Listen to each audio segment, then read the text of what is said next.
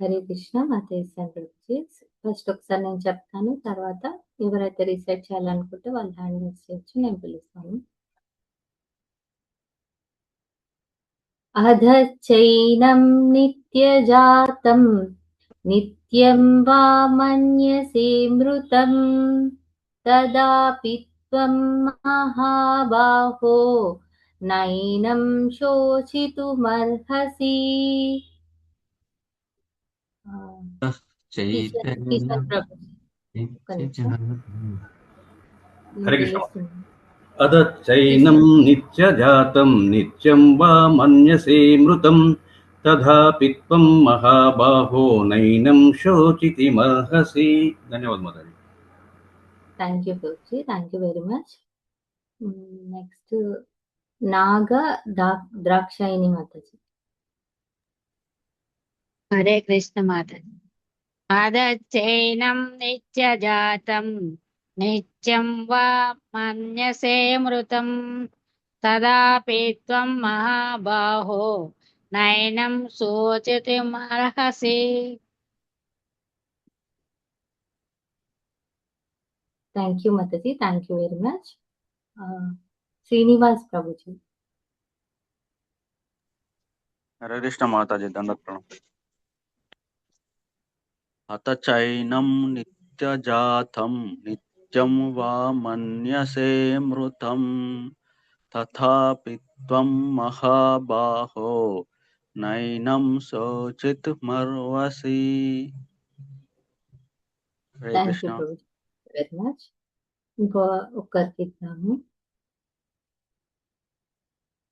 Next Jyothi Mataji.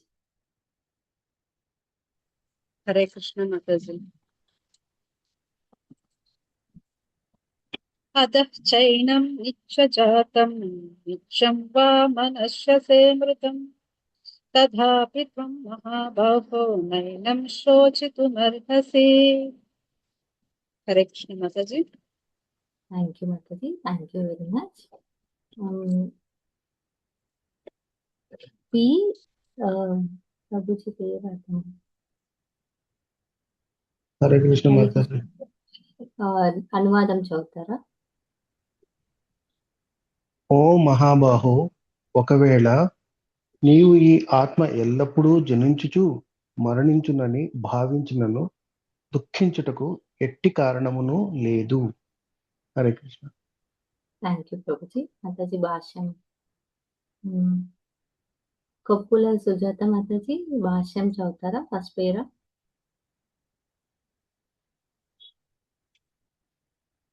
లేకపోతే అనిత మాతాజీ? హరే కృష్ణ. హరే కృష్ణ మాతాజీ. మాతాజీ చదువుతాను. చదవండి మాతాజీ. నెక్స్ట్ పేరా మాతాజీ చదువుతారు.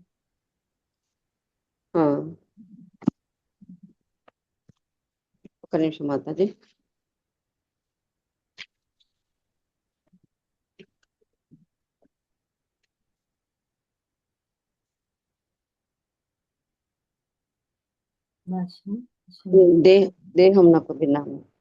దేహమునకు భిన్నముగా ఆత్మకు ఒక ప్రత్యేక ఉనికి కలదని విశ్వసింపని బౌద్ధుల వంటి తత్వవేత్తలు కొందరు కలరు. శ్రీకృష్ణ భగవానుడు భగవద్గీతను బోధించిన కాలమునందును లోకాయతికులు మరియు వైభాషికులు అని పిలువబడు కొందరు తాత్వికులు కలరు. అట్టి తాత్వికులు భౌతిక మూలకముల సరియైన సమ్మేళనం వలన జీవోత్పత్తి కలుగునని పలుకుదురు. నేటి ఆధునిక శాస్త్రవేత్తలు మరియు భౌతిక తాత్వికులు కూడా అట్లే భావింతురు. వారి సిద్ధాంతమును అనుసరించి మూలకముల కలయికలో కొన్ని భౌతిక రసాయనిక చర్యల వలన జీవచిహ్నములు సంభవించును. ప్రస్తుత కాలంలో అమెరికాలో ప్రచారం చెందుతున్న కొన్ని కుహనామతములు సహితము ఈ సిద్ధాంతమును భక్తిరహితమైన బౌద్ధుల శూన్యవాదమును అనుసరించుతున్నవి. ఒకవేళ అర్జునుడు వైభాషిక సిద్ధాంతమునందు వలె ఆత్మ ఉనికిని. అలాగే మాతాజీ. ధన్యవాదాలు మాతాజీ. హరే కృష్ణ. థ్యాంక్ యూ మాతాజీ. అనిత మాతాజీ చదవండి. హరే కృష్ణ. అనిత మాతాజీ ఉన్నారా? వరును కొన్ని రసాయన వస్తువుల నష్టమునకు చింతిస్తూ విద్యుక్త ధర్మమును విడనాడరు. పైగా నేటి ఆధునిక విజ్ఞాన శాస్త్రమునందు మరియు వైజ్ఞానిక యుద్ధ విధానములందును శత్రువుపై విజయమును సాధించుటకు మానవుడు అనేక టన్నుల కొలది రసాయనములను వృధా చేయుచున్నాడు. వైభాషిక సిద్ధాంతమును అనుసరించి దేహముతో పాటు ఆత్మ కూడా నశించును. కనుకనే ఏ విధముగా చూచినను అర్జునుడు ఆత్మ ఉనికిని గూర్చి వేద నిర్ణయమును విశ్వసించినను లేదా విశ్వసింపకపోయినను అతడు చింతించుటకు ఎట్టి కారణము లేదు. ఈ సిద్ధాంతమును అనుసరించి ప్రతి క్షణము భౌతిక వస్తువుల నుండి అనేక జీవులు ఉత్పత్తి అగుచు వానిలో అనేకము ప్రతి క్షణము నశించుట చేతను అట్టి సంఘటనల విషయమున చింతింపనవసరము లేదు. కనుకనే ఆత్మకు పునర్జన్మ లేనిచో పితామహును మరియు గురువులను సంహరించుటకు నొందనవసరము లేదు. ఈ సందర్భమున శ్రీకృష్ణుడు అర్జునుని మహాబాహో అని వ్యంగ్యముగా సంబోధించుచున్నాడు. ఎందుకనగా వేద మార్గమును పాటింపకున్నను కనీసము అర్జునుడు వేద జ్ఞానమును తోసిపుచ్చు వైభాషిక సిద్ధాంతమును అంగీకరింపనందులకు భగవానుడట్లు పలికెను. క్షత్రియునిగా అర్జునుడు వైదిక సంస్కృతికి చెందినవాడు కనుకనే ఆ సంస్కృతి అతనిని ఆ సిద్ధాంతములను అనుసరించువానిగా చేసినది. హరే కృష్ణ. థ్యాంక్ యూ మాతాజీ, థ్యాంక్ యూ వెరీ మచ్. ఈ శ్లోక డిస్కస్ చేసుకునే ముందు అంతకుముందు శ్లోకాస్ లో శ్రీకృష్ణ పరమాత్మ ఏం చెప్పారు ఆత్మ గురించి అనేది ఎవరైనా ఒక పాయింట్ చెప్తారా? హరే కృష్ణ, హ్యాండ్ రైజ్ చేయొచ్చు. మాధురి, నేను చెప్పనా? చెప్పండి మాతాజీ. అదే, ఆత్మకి మరణము లేదు, దేహము నశించును. మనిషి ఎలా ఒక పాత బట్టలను వదిలేసి కొత్త బట్టలను తీసుకుంటాడో అలానే ఆత్మ ఒక దేహాన్ని వదిలి వేరే ఒక దేహానికి ప్రవేశిస్తుంది అని చెప్పుకుంటాం. Okay Mataji, thank you very much.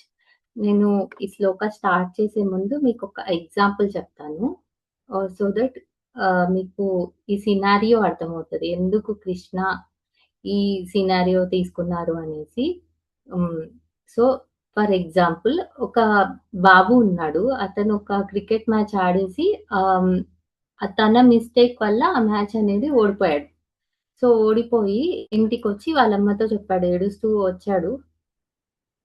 చెప్పాడు ఫస్ట్, నేను చేసిన మిస్టేక్ వల్ల ఇలా క్రికెట్ మ్యాచ్ ఓడిపోయాము అని ఏడుపు స్టార్ట్ చేశాడు.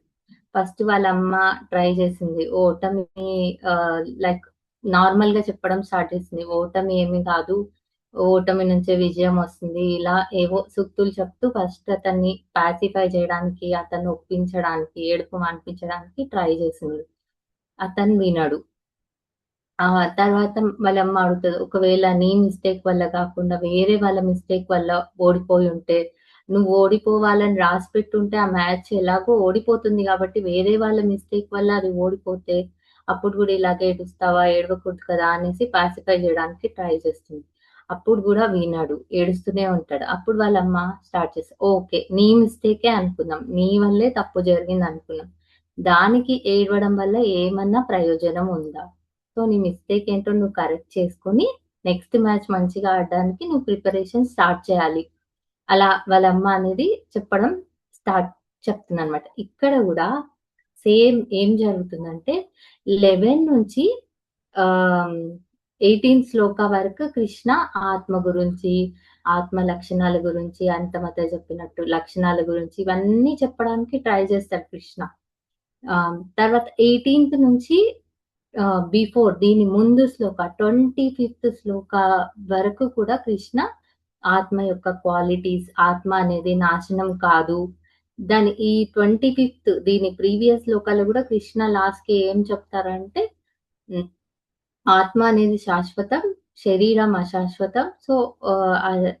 సో నశించని ఆత్మ గురించి నువ్వు బాధపడాల్సిన అవసరం లేదు అని చెప్తారు. స్టిల్ అర్జున ఫేస్ ఎలా ఉంటుందంటే సాడ్ ఓన్లీ, ఇంకా ఏడిపే ఉంటుంది అనమాట అర్జున ఫేస్ లో. సో అప్పుడు కృష్ణ ఇక్కడ కాంట్రడిక్టరీ అంటే నాస్తికవాదాన్ని తీసుకొని వస్తాడు. ఓకే, స్పిరిచువాలిటీని, ఆస్తికవాదాన్ని నేను చెప్తున్నా. లైక్ ఇంకా స్టిల్ అర్జున ఫేస్ ఏదైతే ఉందో, అతను ఇంకా తన గ్రీఫ్ లోనే ఉన్నాడు, తన బాధలోనే ఉన్నాడు. సో ఇప్పుడు ఇక్కడ ఈ శ్లోకాలో కృష్ణ పరమాత్మ ఏం చేస్తారంటే నాస్తికవాదాన్ని సినారియోలోకి తీసుకొస్తారు. ఎందుకు అంటే ఇక్కడ Krishna want to checkmate Arjuna. అంటే అన్ని రకాలుగా అర్జునని నువ్వు బాధపడాల్సిన విషయమే లేదు, నువ్వు బాధపడేంత కుంగిపోవాల్సిన విషయమే లేదు అని కృష్ణ అర్జునుడిని తన బాధలోంచి, గ్రీఫ్ లోంచి బయటికి తీసుకురావడం కోసం ఈ నాస్తికవాద సిద్ధాంతం ఏదైతే ఉందో దీన్ని పిక్చర్ లోకి తీసుకొస్తారనమాట. సో మనము 1 minute, నేను పీపీటీ షేర్ చేస్తాను. ఐ హోప్ మీకు సినారియో మీ అందరికీ అర్థమైంది అనుకుంటాను. కృష్ణ ఎందుకు 2.5 వరకు ఆత్మ నిత్యము ఇవన్నీ చెప్పారు, కానీ సడన్ గా 2.26 వచ్చేసరికి సరే ఆత్మ అనేది పుడుతుంది చచ్చిపోతుంది అని అనుకున్నాం, ఆత్మ అనేది పుడుతుంది చచ్చిపోతుంది అని అనుకున్నాం, అయినా కూడా నువ్వు బాధపడాల్సిన విషయం ఏమీ లేదు అర్జున అనేది ఈ 26 శ్లోక అన్నమాట. 26 శ్లోక యొక్క మీనింగ్ అసలు ఎందుకు, దాని రీజనింగ్ ఏంటి, ప్రభుపాదుల వారు ఏం చెప్పారు అనేది మనం share PPT 1 minute.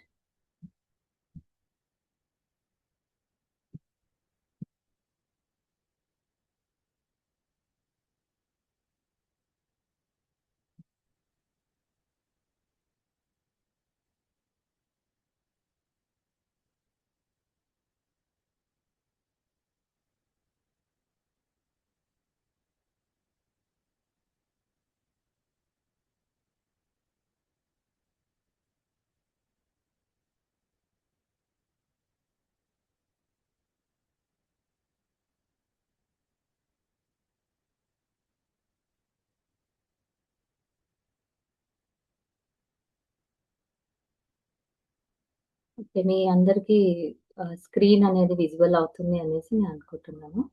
Yes Mataji. Okay, so ఈ శ్లోక 26 శ్లోక మెయిన్ ఇంటెన్షన్ ఏంటంటే, ఒకవేళ ఆత్మని అర్జునుడు అంగీకరించకపోయినా సరే శోకించాల్సిన అవసరం లేదు, బాధపడాల్సిన అవసరం లేదు, లామెంట్ అవ్వాల్సిన అవసరం లేదు. ఇక్కడ మనకి ప్రభుపాదుల వారు పర్పట్లో నాస్తికవాదులని 3 టైప్స్ గా ఇక్కడ ఇచ్చారనమాట.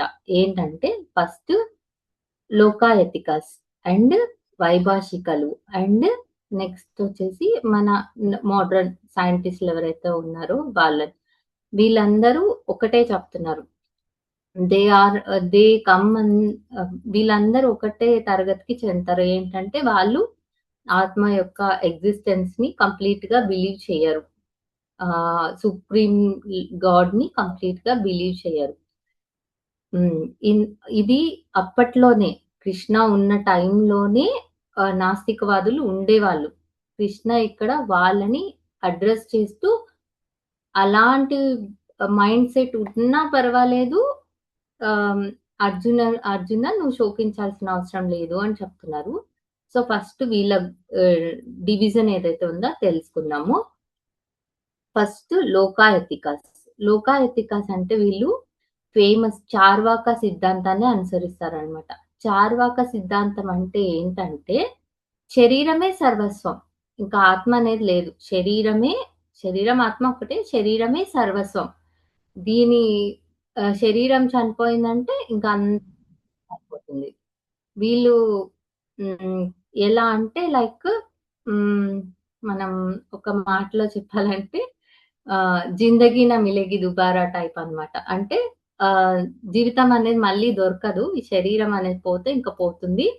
సో ఈ శరీరం ఉన్నప్పుడే అన్ని ఎంజాయ్ చేయాలి, అంత మెటీరియలిజం అంతా ఎన్ని ఎంజాయ్ చేయాలి, అప్పట్లోనే ఒకటి సెంటెన్స్ ఉండేది లైక్ రుణం గృత్వా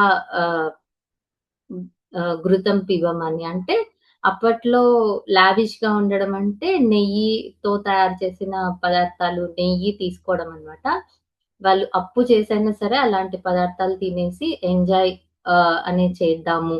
ఇప్పుడు ఇప్పుడు లోకాయతికాస్ అంటే అందరూ ఎవరైతే ఇంటాక్సికేషన్ తీసుకుంటారో వీళ్ళంతా ఇంకా వీళ్ళ శరీరమే అనేసి ఈ శరీరం లేకపోతే ఈ మరణంతో అంతా ఎండ్ అయిపోతుంది అనేసి అనుకుంటారు లోకాయతికులు. నెక్స్ట్ వైభాషికులు. వైభాషికులు అంటే ఇది వీళ్ళు బౌద్ధంలో ఒక శాఖ కిందికి వస్తారు. వీళ్ళేంటంటే ఆత్మ ఉంది, ఆత్మ జ్ఞాన స్వరూపం అని నిత్యం అని అంగీకరించరు. ఆత్మ ఉంది అంటారు కానీ అది ఎప్పుడు ప్రతి క్షణం పుడుతూ చనిపోతూ ఉంటుందని భావిస్తారు. అంటే ఆత్మ శరీరంతో పాటే పుడుతుంది, శరీరంతో పాటే చనిపోతుంది అని భావిస్తారు. ఒక వీడియో గేమ్ లో మనకి లైఫ్ లైన్ వచ్చినట్టు.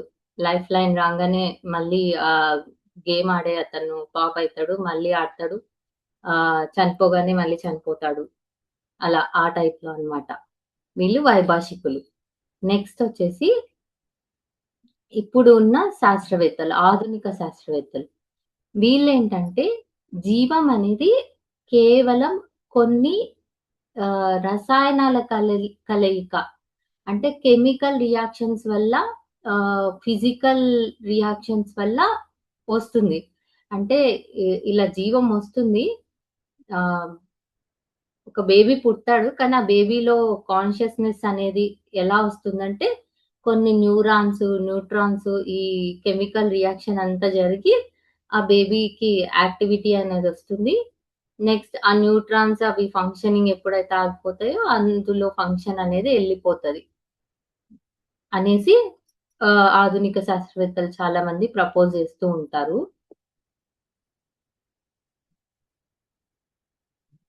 వీళ్ళందరు చెప్పడం ఒకటే, లైక్ ఈ సిద్ధాంతాలన్నీ లైక్ మ్యాటర్ వల్ల, కెమికల్ రియాక్షన్స్ వల్ల, మ్యాటర్ యొక్క అమరిక వల్ల, ఎలక్ట్రికల్ పల్స్ ద్వారా ఈ జీవం అనేది ఉత్పత్తి అవుతుంది, మళ్ళీ జీవం అనేది ఎండ్ అయిపోతుంది. జస్ట్ కొన్ని కెమికల్ రియాక్షన్స్, రసాయనాల కలయిక అనేది జరుగుతుంది, రసాయనాలు మళ్ళీ లాస్ అయిపోతాయి. ఇది ఇప్పుడు సో అర్థమైందా హరికృష్ణ? ఇప్పటి వరకు చెప్పింది అర్థమైందా? ఎవరైనా ఒక్కరు అన్మ్యూట్ చేసుకొని చెప్తారా? హరే కృష్ణ. మాతాజీ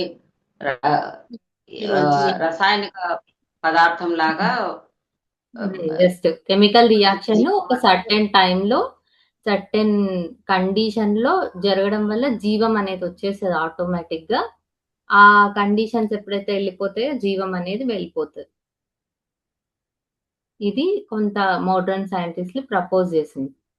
అయితే ఓకే, ఇవన్నీ నిజం అనుకుందాం.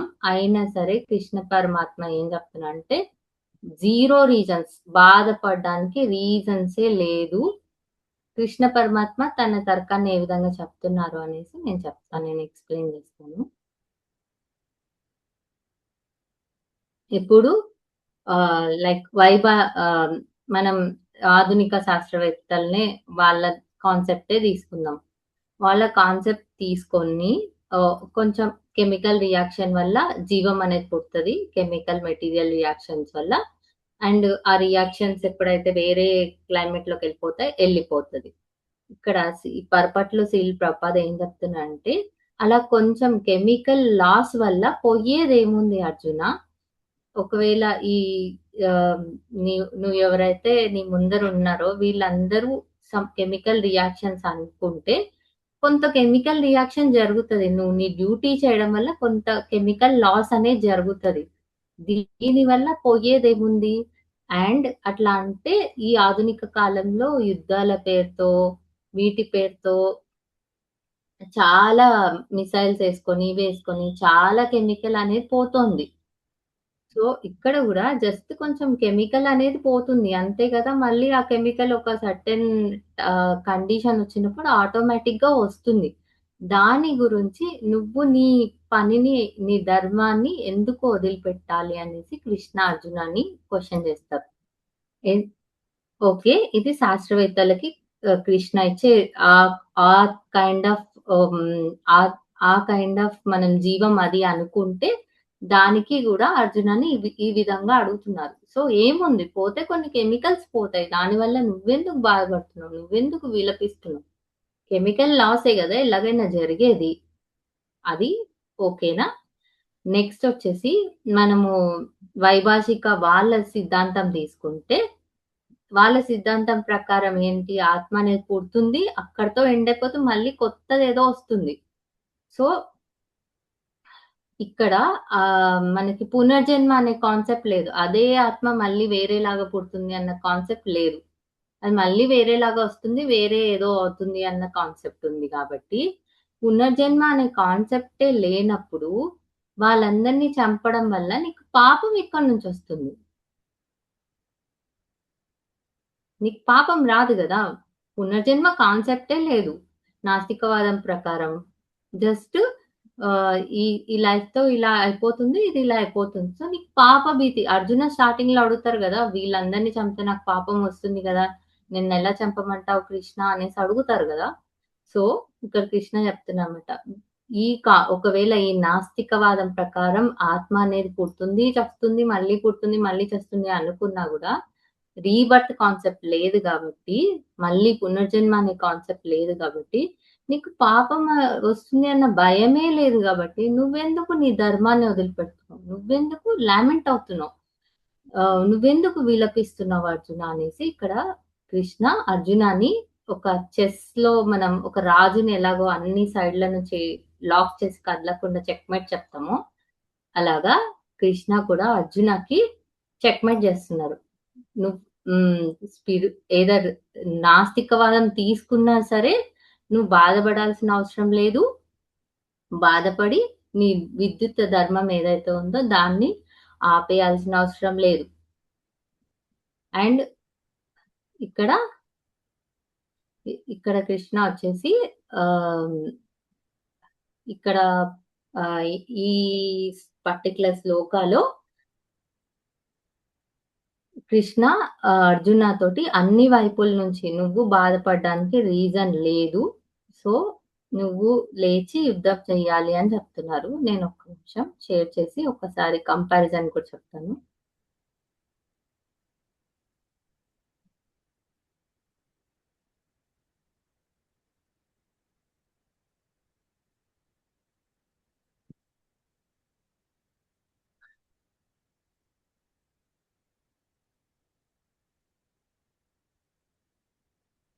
స్క్రీన్ కనిపిస్తుంది కదా. సో ఇది కంపారిజన్ అన్నమాట. మనం ఒకవేళ నాస్తికవాదం చూసుకుంటే జస్ట్ లైఫ్, జీవం, ఆత్మ అనేది రసాయనాల కలయిక. రికార్డింగ్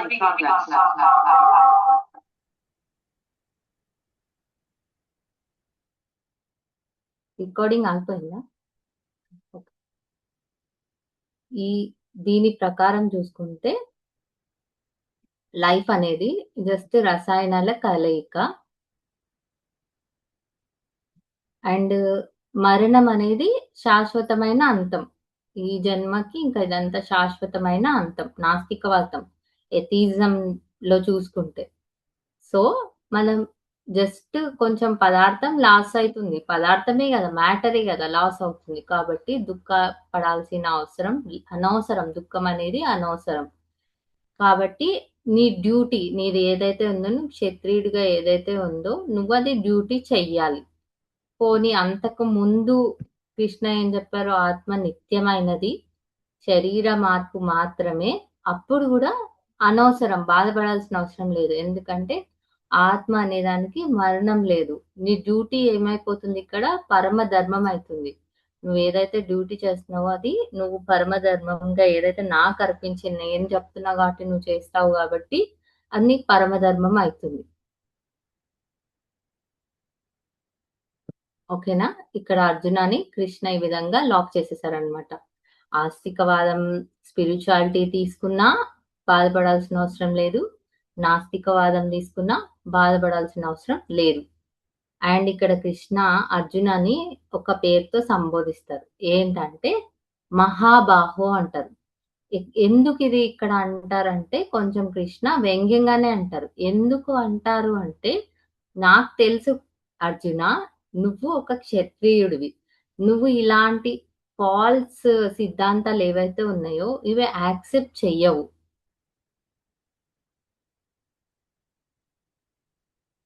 ఎస్ మాతాజీ, రికార్డింగ్ అవుతుంది కదా?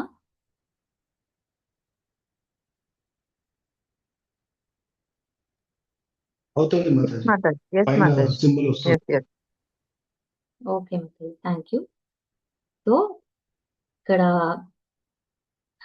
మహాబాహు అని కృష్ణ అర్జునుని ఎందుకు సంబోధిస్తారు అంటే, నువ్వు ఒక క్షత్రియుడివి, నువ్వు ఇలాంటి ఫిలాసఫీస్ ని నువ్వు ఎలాగో ఎంకరేజ్ చేయవు, నాకు తెలుసు.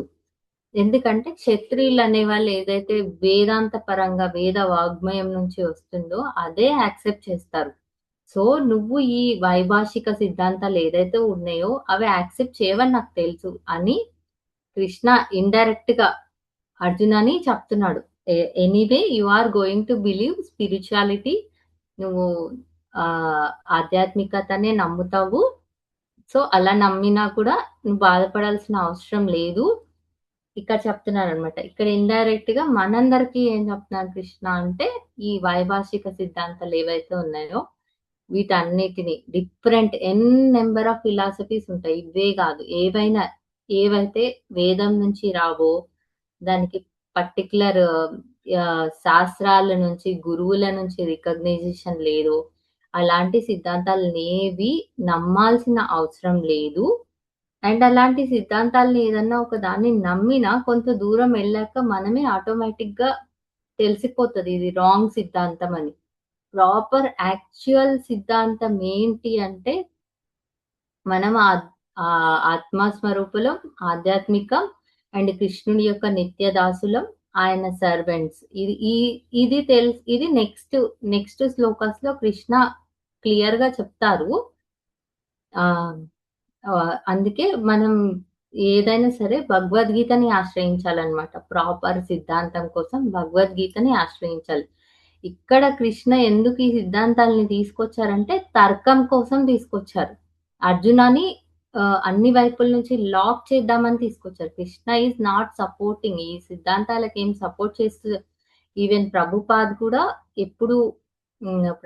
కూడా లైక్ సైంటిస్ట్ తోటి ఆత్మ సాక్షాత్కార శాస్త్రం బుక్ లో కానీ ఎక్కడైనా సరే మాట్లాడేటప్పుడు లైక్ ఒక సైంటిస్ట్ ఇలాంటి ఫిలాసఫీ చెప్తూ ఉంటే ప్రభుపాద సింపుల్ గా అడిగారు అనమాట, సరే నీకు కావాల్సిన కెమికల్స్ అన్ని నేను ఇస్తాను, ఒక లైఫ్ ని సృష్టించు అని డైరెక్ట్ గా అడిగారు. ఇంకా శాస్త్రవేత్త ఏమీ చేయలేదు. ఫ్యూచర్ లో చేస్తామని చెప్పారు కానీ ప్రభుపాద అన్నారు ఏది పాసిబుల్ కాదు, మీరు ఫ్యూచర్ లో కూడా చేయలేరు. ఎందుకంటే ఈవెన్ మీరు ఆ కెమికల్స్ కూడా మీరు తయారు చేసినవి కాదు, భగవంతుడు ఇచ్చినవే. మీరు ఎప్పుడైతే దీన్ని యాక్సెప్ట్ చేస్తారో అప్పటి వరకు ఏమంటారు మోడర్న్ సైంటిస్టులు వాళ్ళ శూన్యవాదం, బౌద్ధిజం నుంచి వచ్చిన వాదం, ఇవన్నీ ఏవి నిలబడలేవన్నమాట సత్యం ముందు.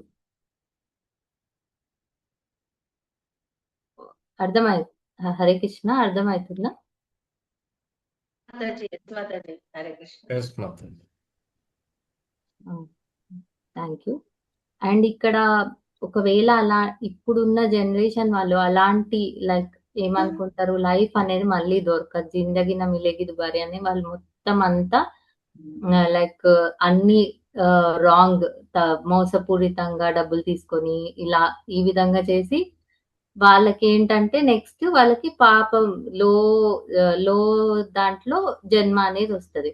ఒకవేళ మనం ఈ వైభాషిక బుద్ధిజం అటువైపు వెళ్ళినా ఆ శరీరంతో ఆత్మ ఎండ్ అయిపోతుంది అనేసి చాలా మంది ఆ మైండ్ ఆ ఫిలాసఫీ నమ్మేసి ఏదన్నా పెద్ద ప్రాబ్లం మనకి ఇంట్లో రాగానే, ఏదన్నా లైఫ్ లో ప్రాబ్లం రాగానే ఈ సింపుల్ గా సూసైడ్ వేలోకి వెళ్ళిపోతారు. అలా కాకుండా ఎప్పుడైతే ఈ మన సత్యం భగవద్గీత నుంచి సత్యం ఏదైతే తెలుసుకుంటారో అప్పుడే ప్రాపర్ నాలెడ్జ్ తోటి ప్రాపర్ గా ముందుకెళ్ళగలుగుతారు అనమాట. అందుకే ఇక్కడ ఇంతవరకు ఆత్మ గురించి సత్యం నిత్యం అని చెప్పిన కృష్ణ ఇక్కడ ఈ టాపిక్స్ ఇందుకోసమని తీసుకొచ్చారనమాట. ఒకవేళ ఇన్ కేస్ ఆత్మ అనేది పుడుతూ చనిపోతున్నా కానీ నువ్వు బాధపడాల్సిన అవసరం లేదు అర్జున అనేసి చెప్తున్నారు. Let me share and conclude it.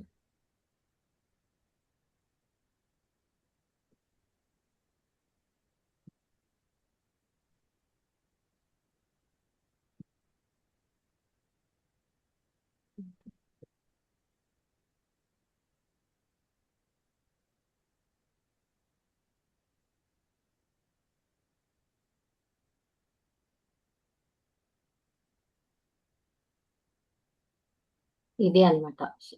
ఆత్మ శాశ్వతము, అమరమైనది, మార్పు లేనిది. అజో నిత్య శాశ్వతో పరాయణం. శరీరం అనేది ఇదంతా కృష్ణ మనకి ప్రీవియస్ శ్లోకాస్ లో చెప్పాడు. జనన మరణ చక్రం, పుట్టడం, చావడం. ఏ నాస్తికవాద ఫిలాసఫీలో కూడా ఇక్కడ ఏమవుతుంది అంటే చావడం అనేది న్యాచురల్. దే ఆర్ బిలీవింగ్ చావడం అనేది న్యాచురల్. చావడం అనేది అయితే కంపల్సరీ ఉంది అని బిలీవ్ చేస్తున్నారు. కాబట్టి ఆత్మ ఎప్పుడు చస్తూ పుడుతూ ఉంది అనుకున్నా సరే అర్జున నువ్వు దుఃఖించాల్సిన పని లేదు. పుట్టడం చావడం ప్రకృతి నియమాలు అయినప్పుడు ఆపలేని దాని గురించి ఎందుకు బాధపడాలి? నీ ధర్మాన్ని నిర్వర్తించు, నెరవేర్చు. As a soldier stand and fight. ఇది కృష్ణ మనకి చెప్తున్నారు అనమాట ఈ శ్లోకం ద్వారా. పుట్టడం చావడం అనేది ప్రకృతి నియమాలు. అవి భౌతికవాదంలో అయినా నాస్తికవాదంలో అయినా పుట్టడం చావడం అనేది రియల్ కంటికి కనిపించే ట్రూత్ అన్నమాట. ఎవ్వరు దేన్ని ఆపలేరు. అట్లాంటప్పుడు మనం ఎందుకు మన డ్యూటీ చేయకుండా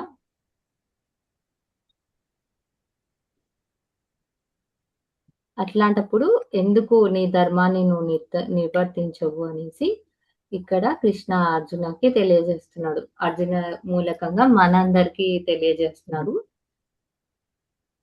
సో ఏది జరిగినా మనం లామెంట్ అవ్వాల్సిన అవసరం లేదు, కుంగిపోవాల్సిన అవసరం లేదు, విలపించాల్సిన అవసరం లేదు. మన ధర్మం ఏదైతే ఉందో అది మనం చేస్తూ ముందుకెళ్ళాలి అనేసి ఇక్కడ మనకి కృష్ణ క్లియర్ గా చెప్తున్నారు.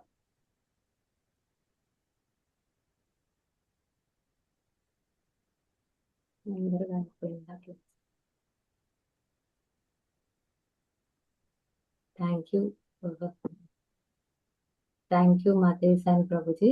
మీకు ఎవరికైనా ఏదైనా క్వశ్చన్ ఉంటే అడగచ్చు. నాకు ఏదైనా తెలిస్తే చెప్తాను, లేకపోతే తెలుసుకొని గురువులను అడిగి చెప్తాను.